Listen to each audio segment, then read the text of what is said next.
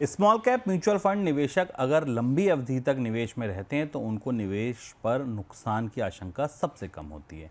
Asset valuation firm value matrix की report बताती है कि जिन निवेशकों ने 12-15 साल तक स्मॉल कैप म्यूचुअल फंड में सिप चलाई है उन्हें निवेश में नुकसान नहीं हुआ है। रिपोर्ट में यह भी पता चला कि स्मॉल कैप म्यूचुअल फंड के निवेश को अगर सही तरीके से मैनेज किया जाए तो लार्ज कैप के मुकाबले ज़्यादा रिटर्न मिल सकता है।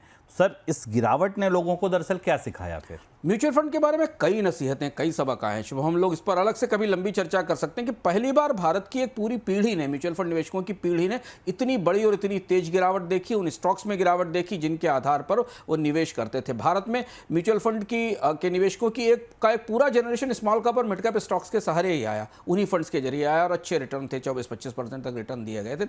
अब जब बाजार गिरा है तो लर्निंग्स बाहर निकल रही हैं। हम आपको खास तौर पर स्मॉल कैप फंड्स की गिरावट के बारे में बता रहे हैं डेटा पॉइंट के जरिए, जो आपके लिए जानना जरूरी है, क्योंकि भारत में निवेशकों का जो विवेचन है या विश्लेषण है एएमफी के जरिए हमको मिलता हुआ बताता है कि बहुत सारे निवेशकों के पास तो लार्ज कैप फंड्स हैं ही नहीं, उन्होंने स्मॉल कैप और मिड कैप में ही निवेश कर रखा है। हाँ, पहले देखिए कि स्मॉल कैप फंड्स की गिरावट कितनी बड़ी थी। कोरोना के बाद ये सबसे बड़ी मंथली गिरावट थी जो हमने जनवरी, फरवरी, मार्च के दौरान देखी। बीएसई का स्मॉल कैप इंडेक्स 14% टूटा।